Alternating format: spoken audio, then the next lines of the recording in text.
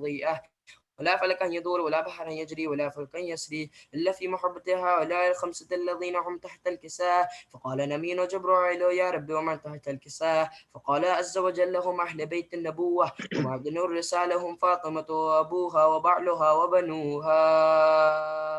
الله اللهم صل على محمد وآل محمد.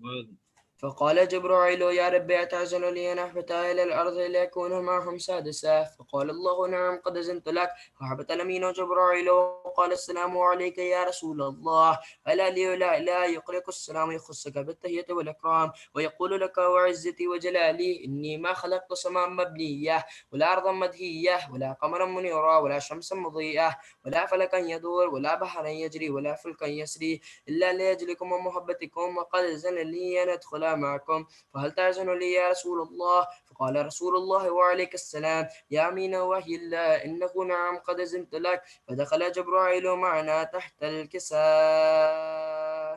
الله اللهم صل على محمد وآل محمد.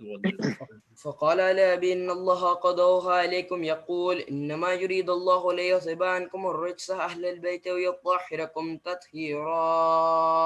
اللهم صل على محمد وآل محمد.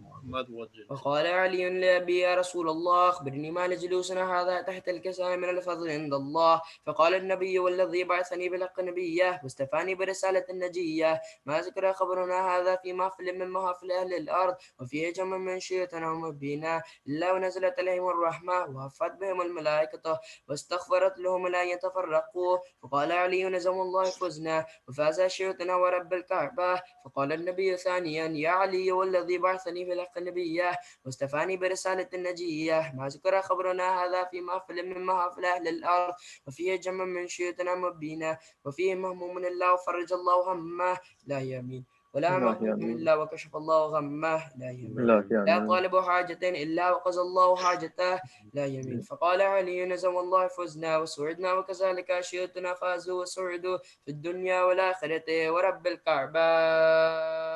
اللهم صل على محمد وآل محمد. That was Brother Ali Numa. He just recited Hadith Qissa. And before we move on, I would like to recite 4 lines about Imam Ja'far Sadiq. Ke Qasam Allah ki ye hai ataye Ja'far Sadiq. Qasam Allah ki ye hai ataye Ja'far Sadiq. Kahan main aur kahan logo sanaye Ja'far Sadiq. मेरी बख्शिश की खातिर दोस्तों इतना ही काफी है.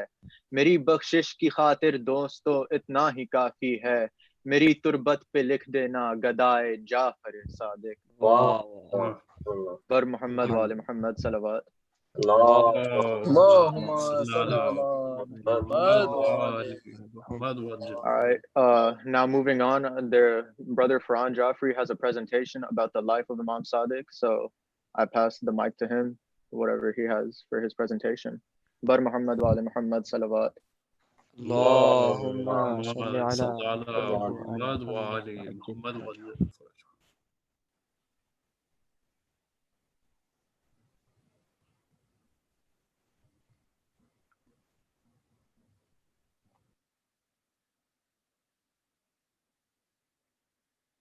Okay.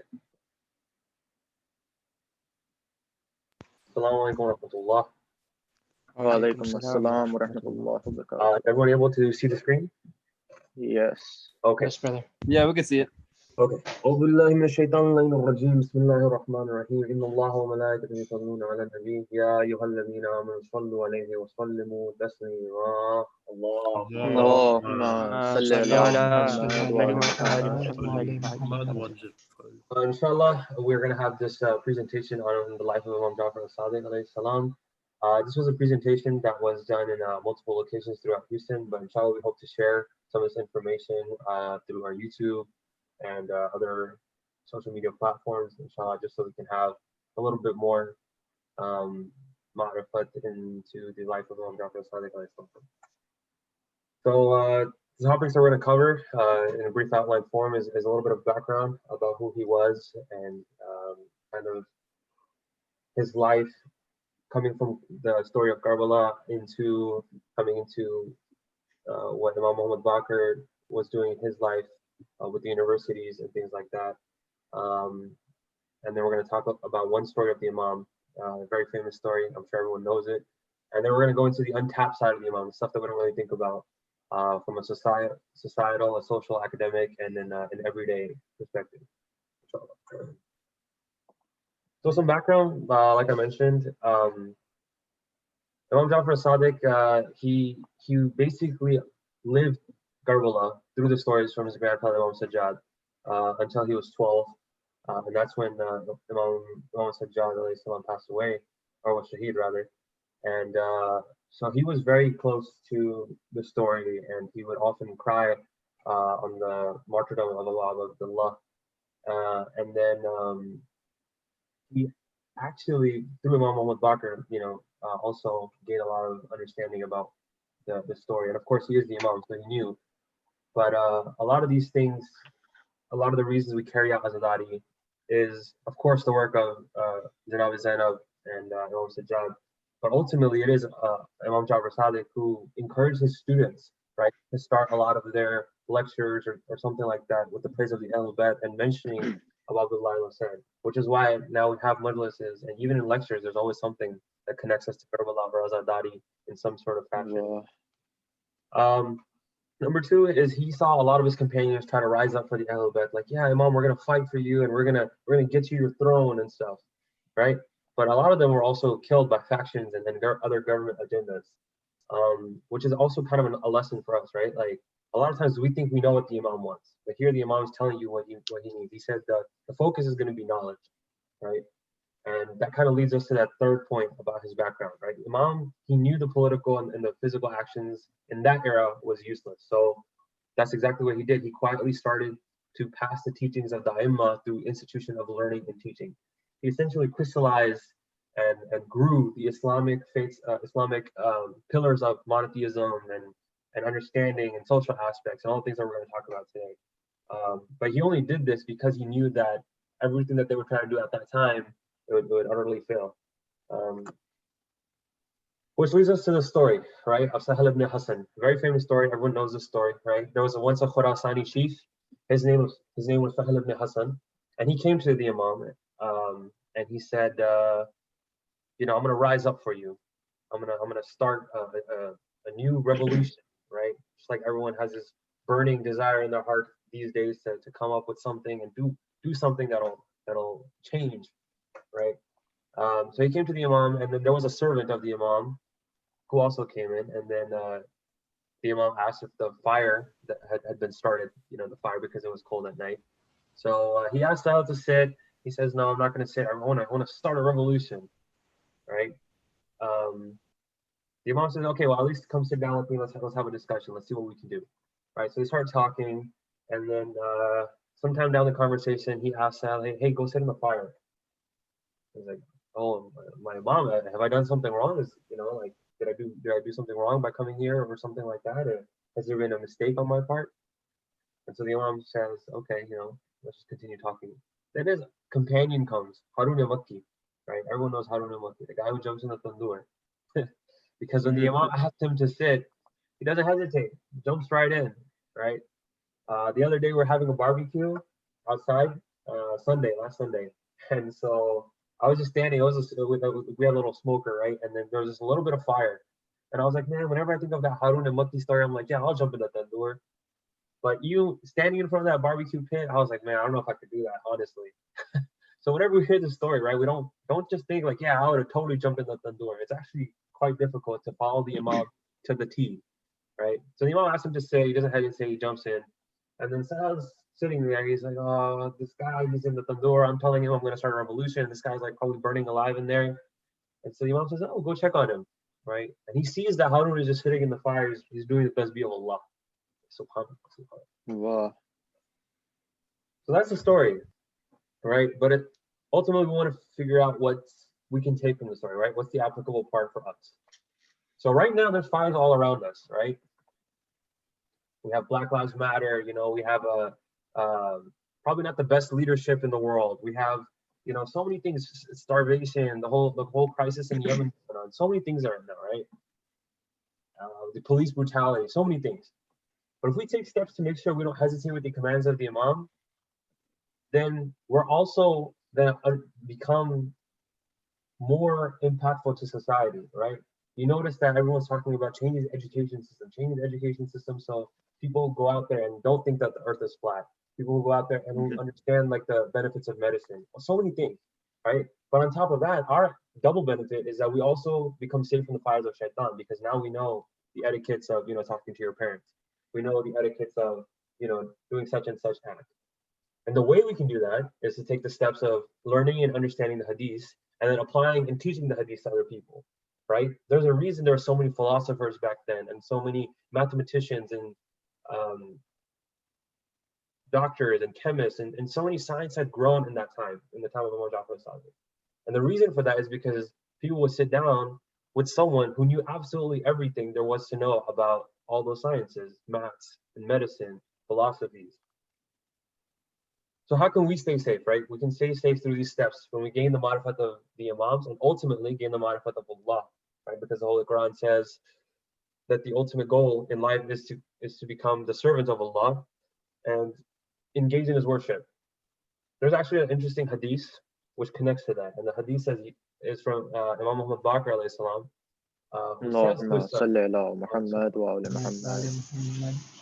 He says, "Ya bunayya a'rif manazil ash-shi'ati ala qadr riwayatihim wa ma'rifatihim, fa inna al-ma'rifata hiya ad-dirayata lir-riwaya." What does that mean? It means, oh my son, know the levels of the Shia by the number of hadiths they know and have ma'rifat about. So not just memorizing hadiths and posting it on Twitter. Doesn't count, unfortunately. Right? You have to have the ma'rifat of it. فَإِنَّ الْمَعْرِفَةَ هِيَ الدِّرَايَةَ لِلرِّوَايَةِ. Right? So essentially the Imam here is saying that when you understand the hadith and you act upon it, then you'll have that level of Shia that the Imams are always looking for. When the Imam comes, inshallah, we want to be at that level. So the way to do that is to understand the hadith, but then also have ma'rifat about what it's talking about. So right now, even though the time for actions, it seems very obvious, right? But our Imam ultimately can't help us until we are truly ready. And the way we do that is we got to know what the Imams expect from us. And now we just talked about it. We talked about knowing the hadith. We got to be prepared for his return right now. And we're talking about the 12th Imam now. So connecting the 6th Imam to the 12th Imam, right? The message is going to be the same across the board. The Imam says, يَتَعَلَّمُوا عُلُومَنَا وَيُعَلِّمُهَا النَّاسِ فَإِنَّ النَّاسِ لَوْ عَلِمُوا مَحَاسِنَ كَلَامِنَا لَاتَّبِعُونَا. Learn our traditions and teach it to the people. Surely, if the people knew the weight or the goodness of our traditions, they would for sure have followed us. Basically saying that everyone who thinks that they're ready for the Imam, myself included, right? I'm not ready. They want to be ready, but they have no steps a lot of times. A lot of times we have a lot of this energy and this excitement for like, hey, let's do something. Let's start a club. Let's learn about the Imam. Let's have a discussion, right? Which is great, which is exactly what we need to do. But on your own time, your homework every day is going to be to learn about these traditions and gain ma'rifat of them. So export that energy into your own life by having this sort of mindset of like, okay, if the Imam comes, I can definitely help him because I'll know exactly what he wants if I learn the hadith, if I learn the tradition. And everyone says, oh, well, I don't know if I can do that. I don't have time. I mean, learning Arabic is not difficult, right?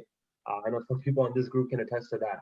It's going to take a couple of months, maybe a couple of years, but I think that it's definitely worth it if you spend just a few minutes a day and learn a few basic words, even if it's just from the Quran, right? Inshallah. So now we're going to talk about the social aspect that was the untapped side of the Imam, right? A lot of times we forget the Imams have knowledge of all things.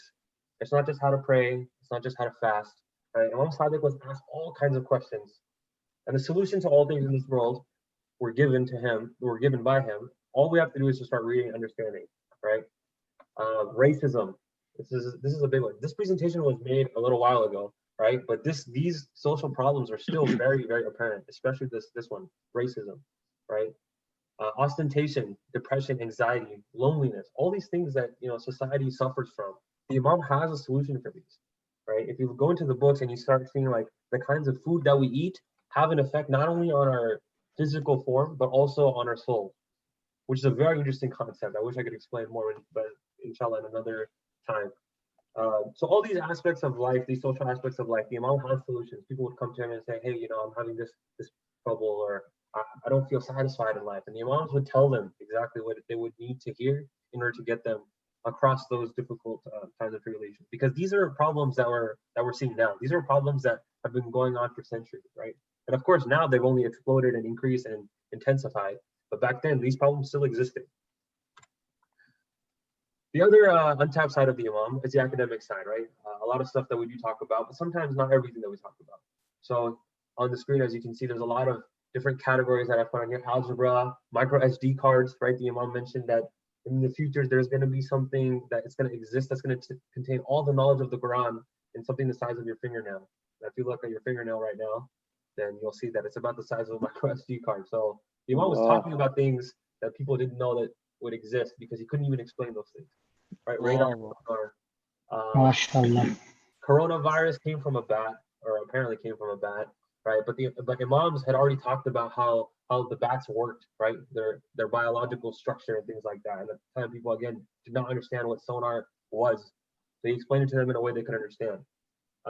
Geometry, the Big Bang Theory, everything that we think of about the Big Bang Theory, like, oh, it's fake. And you see a lot of times Muslim scholars of other sects saying like, oh, the science is wrong, and only Allah created everything, which is true, right? But if you look at it, a lot of the things that science is proving, Shia Islam, for sure, usually agrees with it, because everything that the Imam taught was science, but it just came from a religious person. So for a lot of people, it just doesn't make sense. But if you look in the Quran, I think it's Surah Anbiya, it talks about the universe being in a mass form, right? And then Allah opened it up.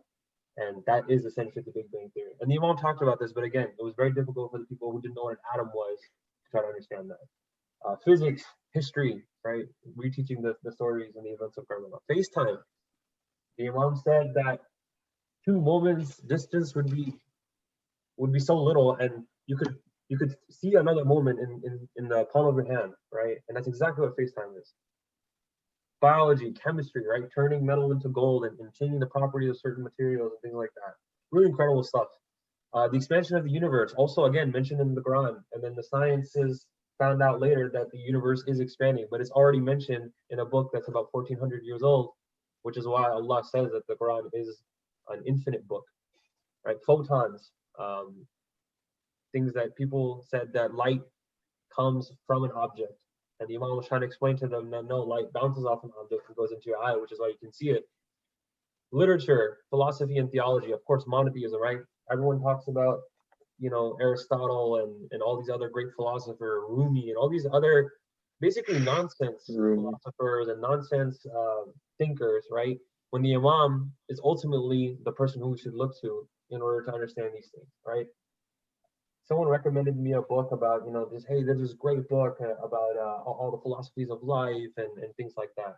Why would I look at of course, it's a good read, sure, it's good to know. But ultimately, if I want to know the correct theory, I want to go to the Imam, right? I want to go to his books. And there's so many books available. Like I said, learning Arabic, yeah, it's a challenge, but make that part of something that you want to do. Make that your goal, right? Maybe you want to learn Farsi. There's a lot of Farsi books. Farsi is a little easier. It's closer to Urdu.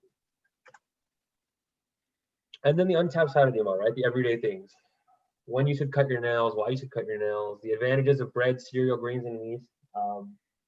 Silly rabbit tricks are for kids, right? But at the same time, they ate cereal and they ate wheats and the grains, and there was a reason for that. The other day, I know there was a brother, I think it was actually Brother Hassan, if he's on this call, he was mentioning that the spices that we eat, right? All the salons and things like that, maybe not the salad itself, but the spices that go in there, the turmeric and all these the benefits of all these, right? Herbs and seasons and plants and all the things that Allah has given us, these organic instead of processed foods. Combing your hair, when you should comb your hair, and when you should look at a mirror to comb your hair, and why you should comb your hair right after Salah, and all these other incredible things. Wearing rings and jewelry and clothes. There's actually a really amazing book in English. It's called Tahzib al-Islam by Ayatollah Madlisi, and it mentions all the rings, or most of the rings that the Imams wore and why they wore it. So if you're interested, grab a PDF. Put it on your phone, take 5 minutes and just browse through the index and find something interesting to read, something like that. Wait, can you say the name of the book again? Tahzib al-Islam. Tehzeebul Islam. It is available right, thank you. on Islamic Mobility and a couple other sites. It's in English. It's about a 400-page book. Brushing your teeth, right? People at the time, they didn't know the effects, but the Imam was mentioned with miswak at the time is what they used. But the Imam mentioned it, right? No one likes stinky breath. Shoes. The Imam told what color shoes to wear. Table manners. You know, there was a guy who was asking Imam Musa Kazim. He invited him to dinner, and he said, "Hey, I want to know, you know, kind of all about your life and things like that." And the Imam invited him to dinner, and then as he came, the Imam basically listed out all the table manners, and the guy just wrote it down. And now we have, alhamdulillah, from Imam Musa Kazim, all the table manners that we should use. You know, starting with Bismillah and how to wash your hands and how the guest should act, how the host should act, all these things. Use of cologne and perfume, of course, we know the benefits of that, a lot of us.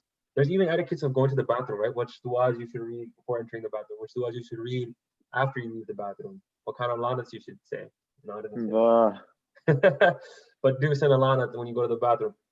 Family issues and relations, right? Kind of going back of how to treat your mother, how to treat your father, what kind of respect you should have for your uncles, your aunts, your cousins, your brothers and sisters.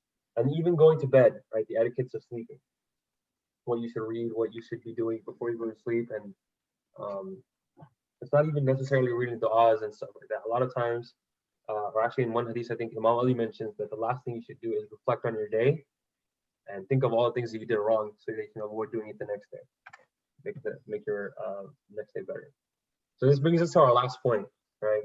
Which is eventually going to lead us to the discussion, which is inshallah something I'm looking very forward to, because what I presented is very little. I don't know a lot, so I don't think I'm capable of doing this. I think there's more better people out there who are capable of doing this presentation, but inshallah, I'm only going to share this slide to represent everything that I've just said, right? This is a pie graph or a pie chart showing the realm of knowledge. The little tiny green sliver is what we know, right?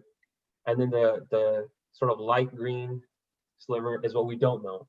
But the rest of it, all that blue, like the ocean, is what we don't know that we don't know, right? So that's the thing that we should think of when we hear the name of Imam Sadiq. Like Jafar Ali said, I mean, we have not enough information to be fully addressing the haqq of Imam Jafar Sadiq and conducting a majlis for a discussion or presentation like this. But we can start by at least getting to that green sliver, right? And increasing our marifat, inshallah. I think that is the end of the presentation. Yes. So without any further delay, I want to get right into the discussion because I'm interested more in what you guys have to say and kind of what we can learn and all those things, inshallah. So that concludes my presentation. Please recite aloud salawat. Allahumma salli ala Muhammad wa ala.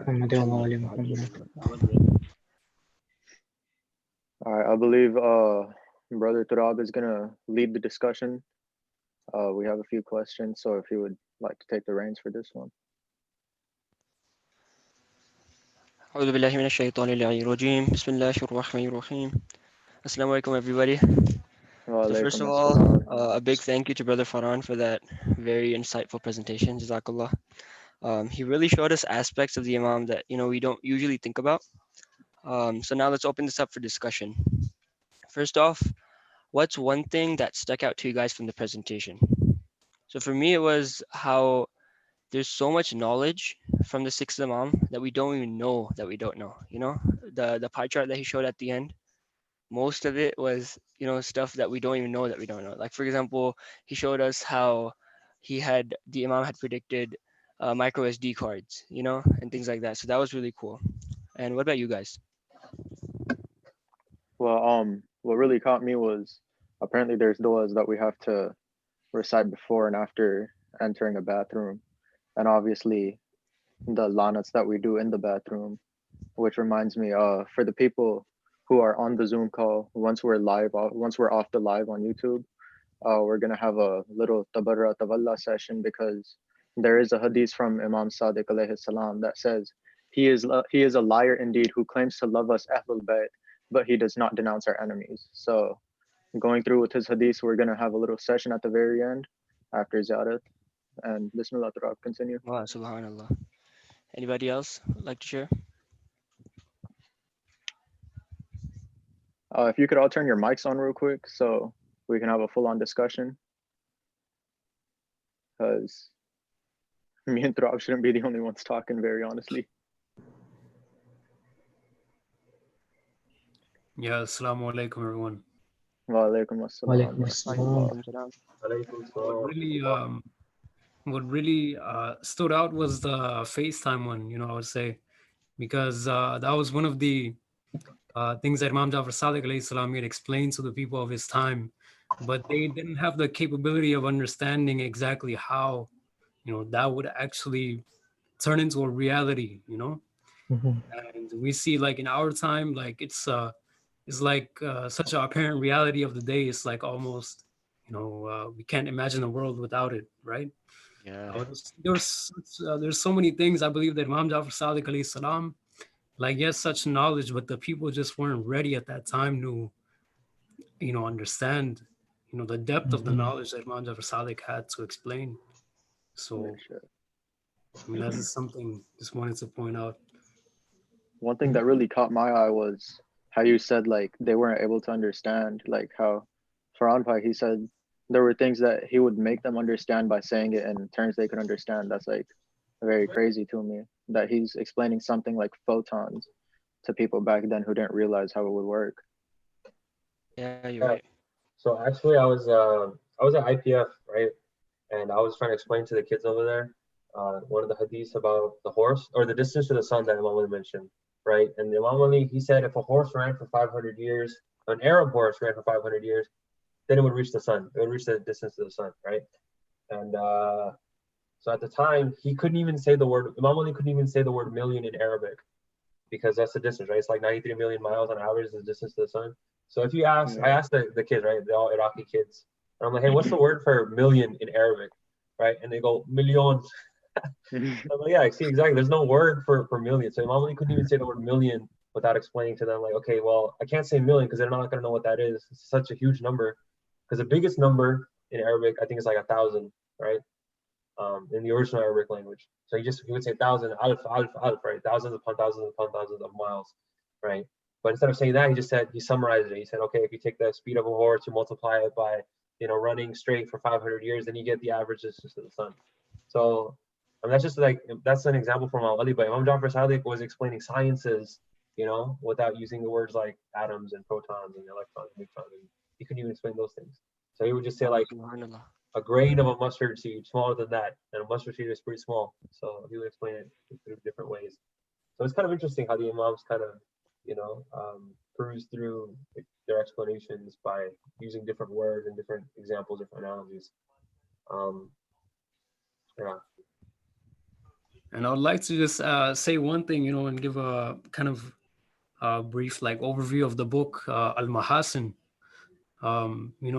As like we have all these different aspects of life, like for example, there's a chapter within Mahasin that mentions about traveling, the etiquettes of traveling, the timings, how we should, carry out the travel, things like this. Just like for every aspect of life, you would find some deep explanation that the Imams have given, wisdom, as a guide for us throughout every event is there. Just wanted to point that out.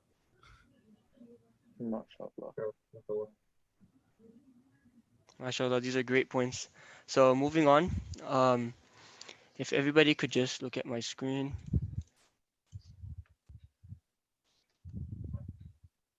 All right, so there's a link on the screen. If you could just join that on your web browser.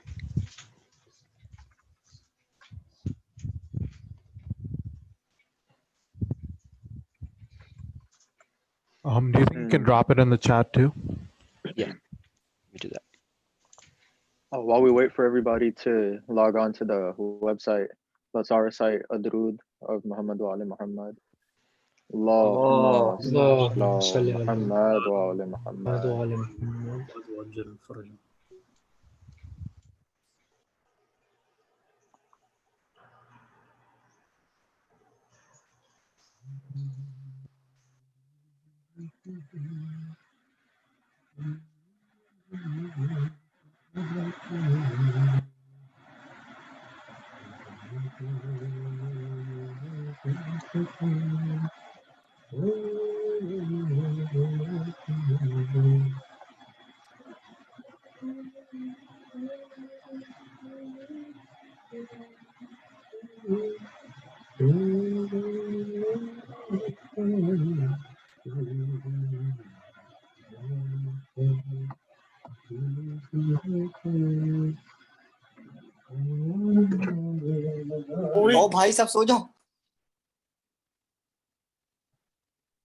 All right, is everybody in? Yes, I believe so. Yes.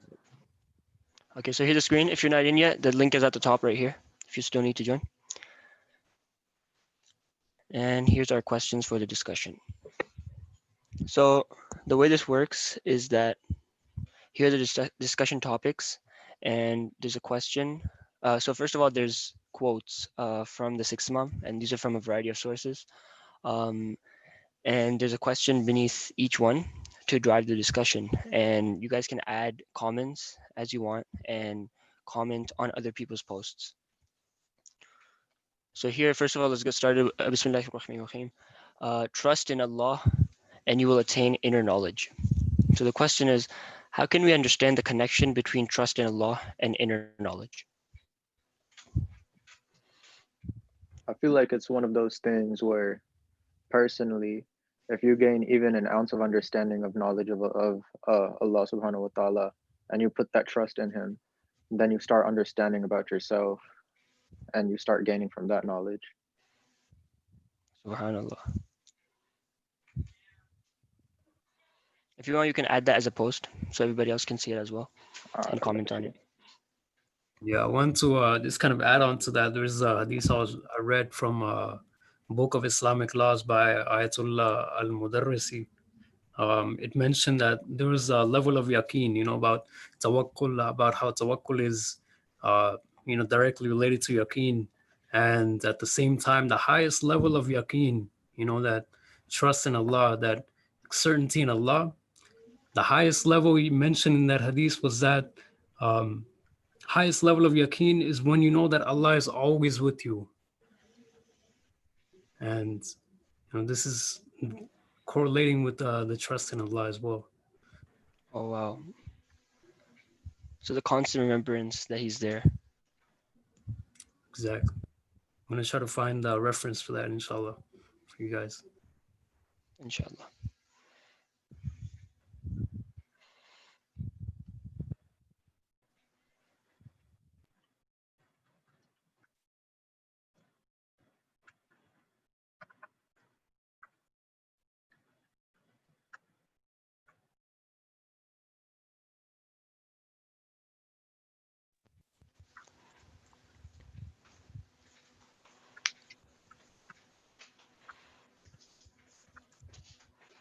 All right, let's move on to the second question. We can come back to the first one later. So it says, invite the people to the religion by means other than plain talk. Let them see your hard work, honesty, and piety. So what does this show about the importance of actions over words? I think a lot of us, when we talk about the Ahl Bayt, we tend to forget that it needs to first, anything that the Imam says, it needs to be visible within us before we can advise others to do the same. I can go around telling people that Imam Sadiq alayhi salam emphasized the last thing before his shahadat. The thing he emphasized was namaz, but if I take namaz lightly, no one's going to listen to me. Good point. So, I think going off of what Abid said, it's like before you start preaching your religion, show it through your actions first. Exactly. And it relates back to that concept of, actions speak louder than words.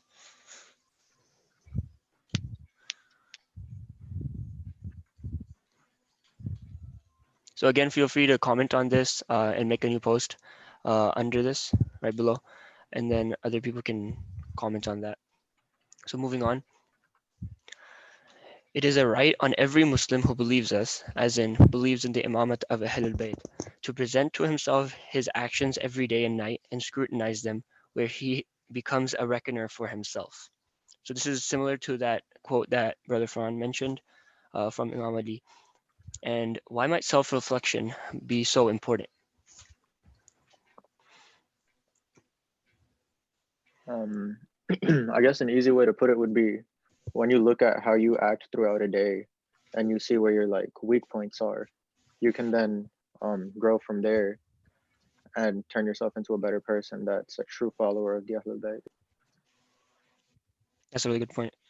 If we're not examining ourselves, then who's there to examine us every day?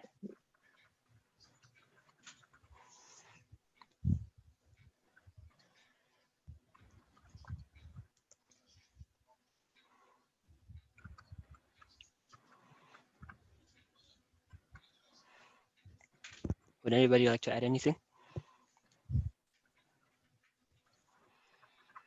I guess another thing we should keep in mind with regards to our actions is that, yes, people don't see us, especially in private, right? We're at our house nowadays with lockdown and everything, in our rooms. No one knows, no one will judge us, no one will care. But ultimately, we all need to realize that our actions can be seen by Allah at all times, and by default, the Ahlul Bayt are also aware of our actions. So many hadiths which talk about how every Thursday night our report of our amal is submitted to the Imam of our time. And just imagining how many times our actions lead to the sadness and tears of the Imam, I think that should be motivation enough for us to try and be more like the Ahlul Bayt want us to be. That's a very good point. And this goes to myself before any of you, that we should look at our actions and see, just like you said, does this make our Imam happy or does it not? Does it make him sad? Does it give him distress?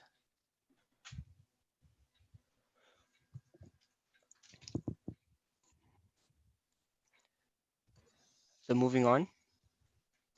There's no life more glorious than possessing meritorious ethics and morals. So based on this quote, why is morality so vital for a good lifestyle? I would like to say that this is one of the most vital things for the survival of the global community. This is like one of the most vital things. Rasulullah, he was sent to show, demonstrate, and have people reach the level of makarim al-akhlaq, the highest level of morality. Rasulullah himself was an embodiment of the highest level of morality. And, over here we see in the world today how injustice is so widespread. It's as if that, um, people have lost this understanding, or this, the value of ethics and morals itself. This is something that, this is one of the most vital things I would say. It's like a moral compass that is innate within everyone's being, where this leaning towards justice, this understanding of morality. There's so many benefits. Apparently, there's so many benefits that we can see, just by having good morals, having good ethics, making sure that we fulfill, justice, to the world, as in, the fulfill the rights of the people, and fulfill the Exactly. rights. Yeah. So just along those lines. To kind of add to that, we always talk about Rasulullah spreading Islam through his akhlaq, right? He had good morals, he had good ethics, and that's why Islam became so popular.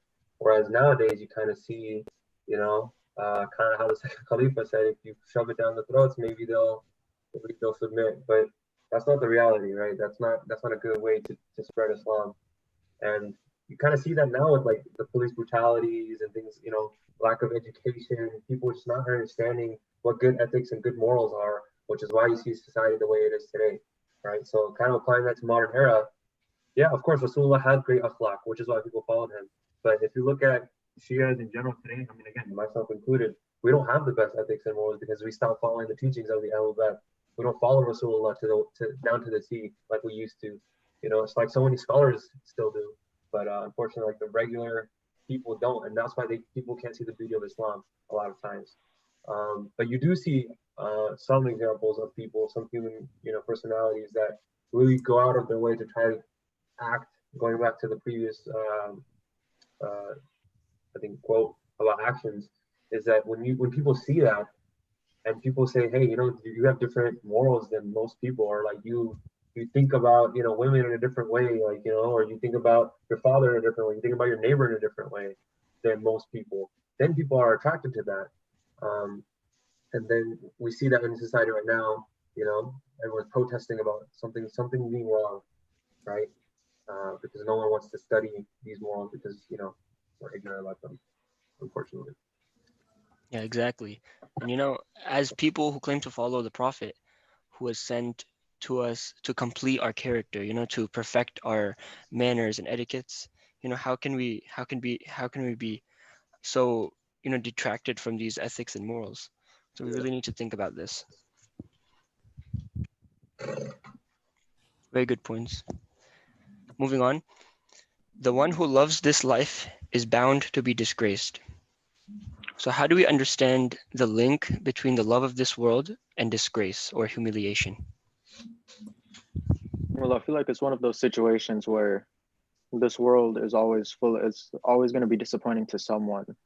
So if we have love for the afterworld instead of this one, we can only find happiness in situations, whereas someone who's attached to this physical world, they're always going to be let down in some way. Like even if you're a billionaire, all you do is you have greed for more money, whereas someone who has love for the afterworld, they don't care how much physical possession they have. They spend their time doing ibadat and securing their riches in the afterlife. Exactly. And that relates to another hadith that the world is like salt water, right? So you desire you have a thirst to and you want to quench it, but you see salt water and you think that will quench it. But you drink the salt water and all it does is just make you more thirsty. So you want more and more until finally it brings you destruction. I think another way we could analyze it also is, like the brother said, the world and the desires here in this world are temporary. So if we treat it like, as an example, if I were to give to all you, um, something you can all relate to is like when you're on a flight between, let's say, Montreal to Houston. I'll give that example, and you have to get off in the middle to do a transfer. This world is just like that transfer. You're not going to spend your time and your effort while in another city. Your end goal is to get to Houston, let's say. So in our case, our end goal is to get to Jannat, and to get there we can't waste our time and effort in worldly desires. We have to lead our life according to how Ahle Bayt wanted, and we have to, make Allah subhanahu wa ta'ala happy with our deeds. We have to do everything according to how they wanted it. Wow, Jazakallah, that's a really good example. I think also when you're studying, right, in the Hausa or the scholars that they study, they always study Nabuwat, Imamat, and the rules and fiqh and all those things first, Tawheed and Adl. And they always study Qiyamah last and Ma'ad last, right? And I think the reason for that, and I think they mentioned it too, is that once you establish, these are the rules, these are the people you love in this world, these are the things that you don't like in this world, and you focus on your akhirah to that level and make that your end goal, then everything else that you learned, right, it just becomes more fortified. It becomes the strength in faith for those aspects of your life, or those aspects of Islam increases. And that's why you see that, so many scholars and the Imams themselves, they don't have love of the, they use the dunya, right? Because that's what Allah created it for. And like the brother mentioned, Yep. the transfer, you go to the airport, yeah, you can get coffee, you can sit down and you can, use the airport Wi-Fi as much as you need to, right? Get work done. But at the end of the day, like the scholars and like the Imams, like everyone who's here on this dunya, the final destination is that. So when you realize, okay, I have to make my goal Jannat, or at least avoid Jahannam, right? Even if you use fear as a factor, then then you're gonna start to hate this dunya. Then you're gonna be like, do I really need a Ferrari? No, you know what? Toyota Camry, you know, it's okay. I don't need it. You know, that kind of mentality comes after learning about Ma'ad and after learning about Qiyamah. Yeah, that's a really good example. Back to the airport, that you have a limited amount of money. You're not gonna spend it all at that airport, right? At the stopover. You're gonna save it for that final destination. And you'll be content, you'll be happy once you reach your final destination too. Exactly. That you made all the struggle. Exactly.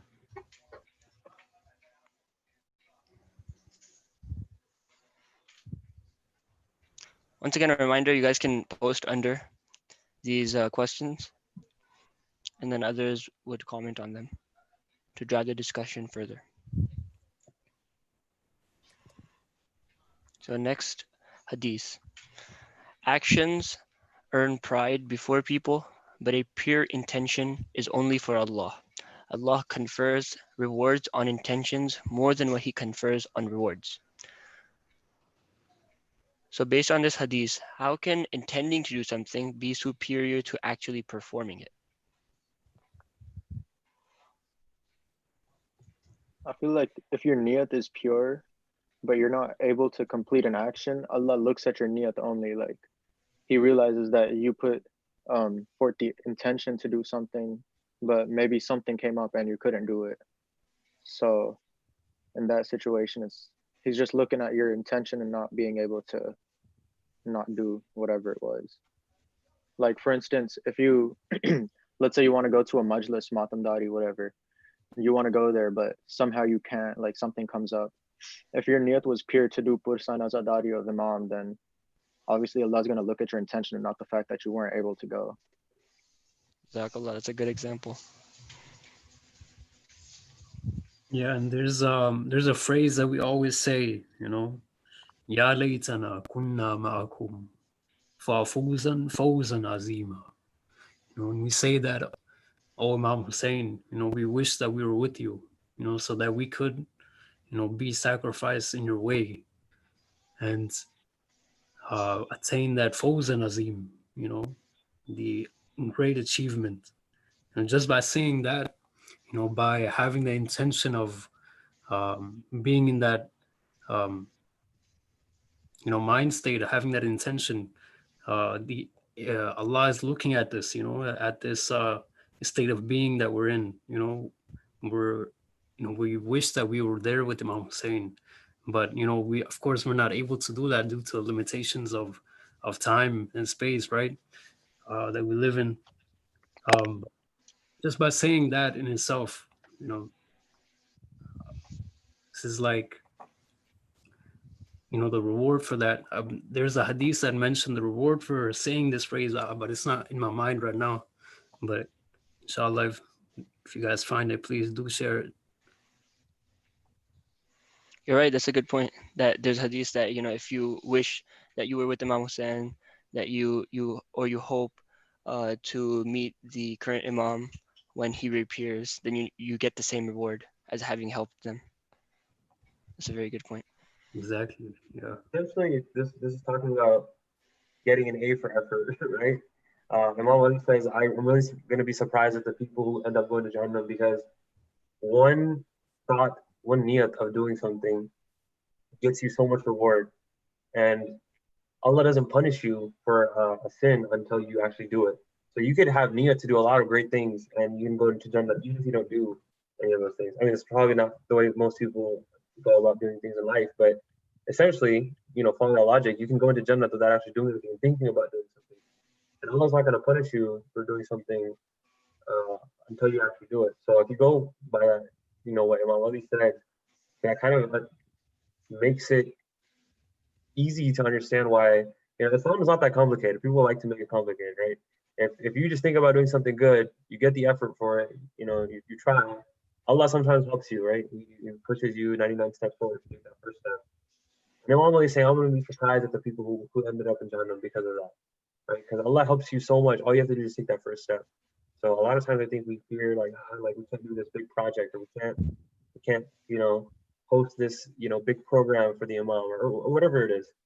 But a lot of times, if it's just you having a good niyat, a sincere niyat, then things can be done, right? Exactly. And those are really great responses. So let's move on.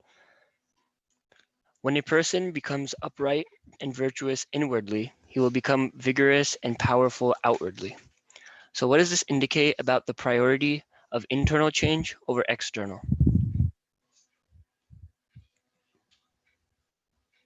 I think a brother replied to that one, so you can go ahead and read that. Yeah, so brother Salar Sadiq has said that our inner mindset dictates our outer actions. If our intention is pure, then inshallah, our actions will show connection with Allah. And I totally agree with that. It's first internal change that we have to bring to ourselves before we can begin to change, our family and our community.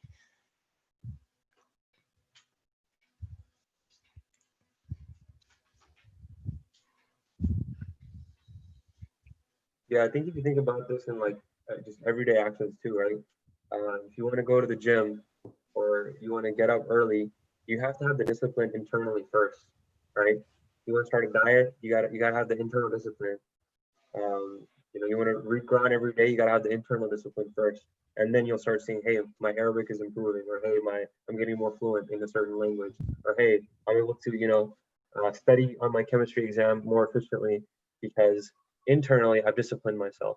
So if you apply the same logic to religious actions, it goes the same way. I need to get up for Fajr Salah.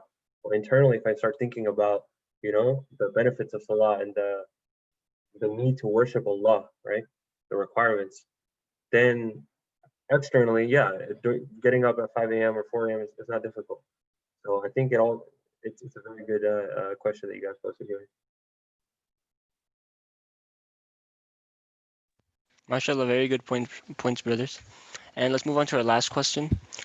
Our last hadith. One tradition that you understand is better than 1,000 traditions that you merely narrate. So based off this, what is the importance of true understanding and recognition? It's one of those things where it's like you can memorize the Quran, but if you don't have true understanding, then what's the point? Like, I'm not taking names, but there's Hafiz people out there who memorize the whole Quran. They read it blindly, but they don't know what they're saying because all they learned was the words. They didn't learn like tafsir, translation, anything. So it's you have to understand what you're saying before you say it. Or they misinterpret it. Yeah. Because even to understand the Quran, you need the guide of the Ahl Bayt. Without Ahl Bayt, I don't think you can understand the Quran to its full potential. Exactly. So, some people are misguided and they think that just the Quran is enough, and that's what leads them to misinterpret it, and I mean, there's a story of Hazrat Kumail ibn Ziyad, right? The companion from whom we get Dua Kumail. He says that he was walking with Amir al-Mu'minin once, and in the streets of Kufa at night, and they passed a house from which there was coming the sound of the tilawat of the Holy Quran. And Kumail says that I just thought to myself how beautiful this recitation is. And Amir al-Mu'minin told him that don't go by the voice, and that's it. And years later, when Jang-e Nehruan happened, and after the battle, Kumail ibn Ziyad was once again standing next to Imam Ali alayhi salam, in the middle of the battlefield. Imam pointed towards a body and said, from the enemy's side, and said that, do you remember that night? This was the same man who was reciting. So my point being that one can read the hadith, but if there's no, or we can read the Quran, but if there's no understanding of it, or if it doesn't reach our heart, then there's no point of it. And it cannot reach our heart without trying to get things and trying to understand things from the door of Ahl Bayt. Bishak.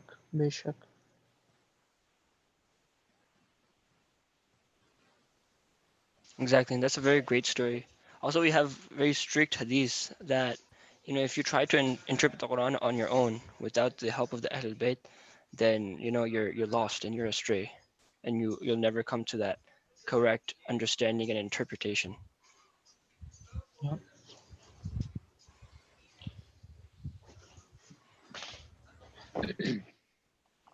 Does anybody have any other points they would like to make? If not, I believe we can wrap it up with Zarat. Okay. There's a Let's. couple of comments that were from earlier hadith. I don't know if you want to go revisit some of those, and then maybe answer if anyone has any other questions that they or other comments. Sorry. Yeah, there's a very good discussion going on right now over here on the first hadith. So one person says that once you trust in Allah, you gain knowledge about yourself and you grow from it. So that's a very good point related to what Brother Jafar has said.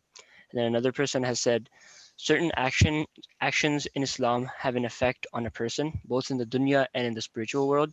Many times we discount the effects of these actions because we lack the knowledge of its effects. Take alcohol, for example. It is forbidden in Islam. But right now, we only understand the physical effects. When we understand the spiritual effects, then we will surely avoid it. In the same manner, we can see that if we trust Allah with His commands and follow the A'imma and Holy Prophet's teachings, we can gain inner knowledge even if we feel we don't directly see its effects. So that's a very, very good point. Because this goes back to trusting in Allah, and in order to gain that inner knowledge, and even if we don't know, like the brother mentioned, the bad effects of alcohol, then you still trust in Allah to guide you, because you might think that it's good, but Allah is telling you otherwise. So you refrain from it anyway because you have that trust in Allah. I mean, there's a story of Prophet of Hazrat Salman al-Farsi, right? Rasulullah had once offered Hazrat Salman.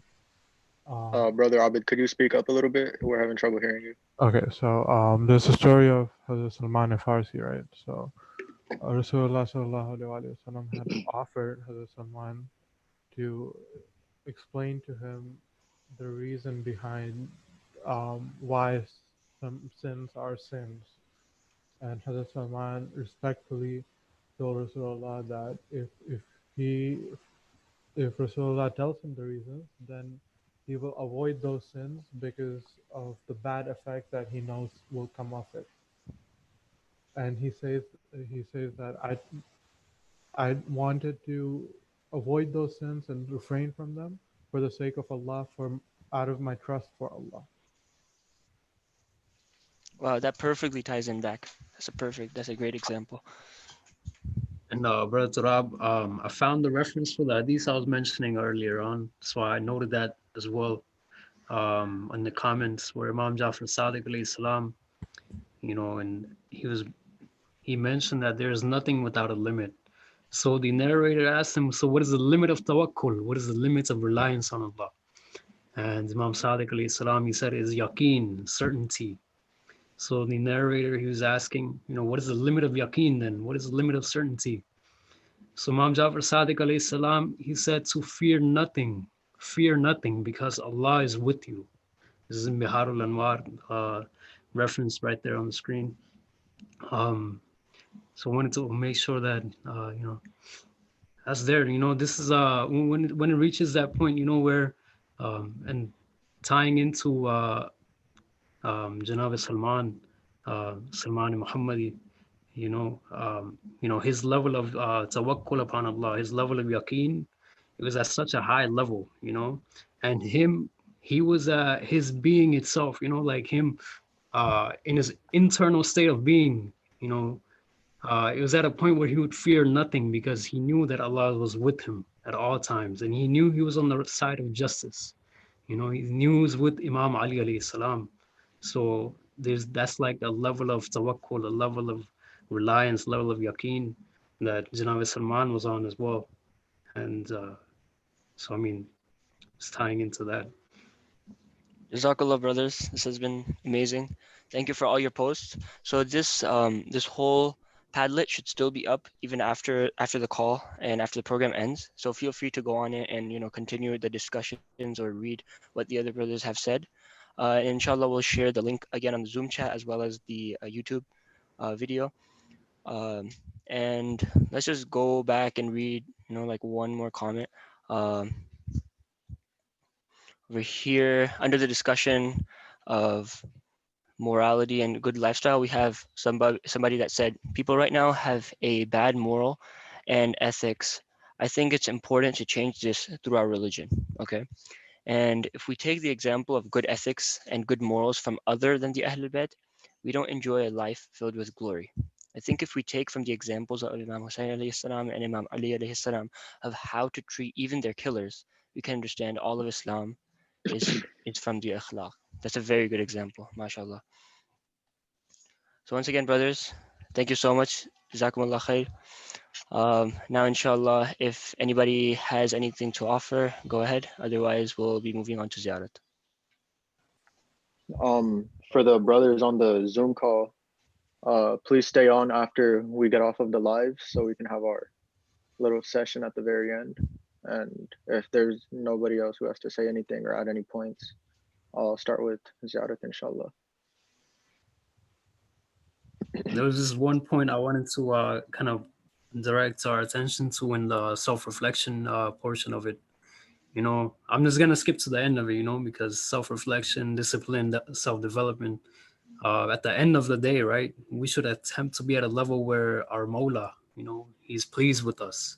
Where we see Imam Ali, when we meet him, we need to meet him with the, level that, we have fulfilled, or I mean, we're not really able to fulfill the rights of our Mawla at that level, but at the end of the day, we should at least put in that effort, at the end of the day, put in that effort in order so that our Mawla, he can be pleased with us. So I just wanted to point that out, inshallah.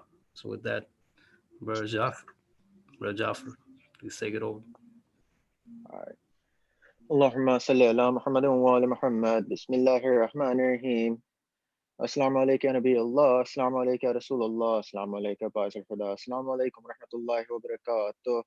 Assalamu alaikum ya Abdullah. Assalamu alaikum ya Ibn Rasulullah. Assalamu alaikum ya Ibn Amir al-Mu'minin wa Ibn Sayyid al-Wasiyin. Assalamu alaikum ya Ibn Fatima al-Zahra, Sayyidat al-Nisa al-Alamin. Assalamu alaikum wa rahmatullahi wa barakatuh. Assalamu alaikum ya Gharib al-Ghuraba. Assalamu alaikum ya Mu'in al-Zawfa wal-Fukra. Assalamu alaikum ya Shamsh al-Shumus, Anis al-Nufus, Ayaq al-Madfun bi-Arzatus. Assalamu alaikum wa rahmatullahi wa barakatuh. Assalamu alaikum ya Sahib al-Asr wa Zaman al-Aman al-Aman. Assalamu alaikum ya Sharik al-Quran. Assalamu alaikum ya Ma'min Su'al Jan. Assalamu alaikum ya Mazhar al-Iman. أجل الله تعالى فرجك وسهل الله تعالى مخرجك وزهورك ورحمة الله وبركاته. اللهم صل على محمد. Jazakumullah to everybody. May Imam Zaman grant all of you a reward in this world and the hereafter for helping to commemorate the shahadat of his grandfather.